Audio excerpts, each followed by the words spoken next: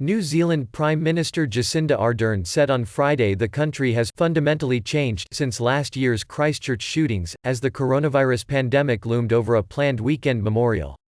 Ardern said the Sunday event to mark the anniversary of the attack on two mosques that killed 51 people was still scheduled to go ahead, but acknowledged that could change quickly if the coronavirus situation worsened. New Zealand has reported 5 cases of the virus, none due to local transmission, but Ardern said she will likely announce new border restrictions next week. New Zealand Finance Minister Grant Robertson cancelled a trip to Canberra on Friday to meet with his Australian counterpart, opting to talk over Skype instead. In an emotional media conference in Christchurch, Ardern said engagement with the Muslim community had grown since the massacre at the Al-Noor and Linwood mosques a year ago, but the country needs to continue calling out racism and challenging the growing threat from far-right groups. A year on, I believe in New Zealand people have fundamentally changed, Ardern said in the South Island's largest city.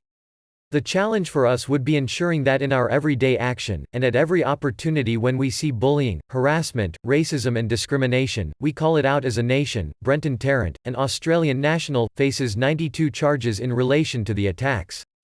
He has pleaded not guilty and faces trial in June. Hundreds of people gathered at the two mosques and at a closed prayer service at a community centre on Friday. Aya al-Umari, whose brother Hussein, 35, died in the attack, looked at flowers and message of support outside the Al-Noor mosque, but could not bring herself to go inside. "We live it day in and day out," she told Reuters of the pain of losing her sibling. Ardern was praised globally for her response to the mass shooting, after she outlawed weapons used in the attack within weeks and launched a global campaign for government and tech companies to combat online hate. Ardern said more than 60,000 prohibited firearms were handed in under a gun amnesty. However, her plans to further tighten gun laws, including the creation of a registry, stalled this week due to resistance from opposition parties and gun lobbies.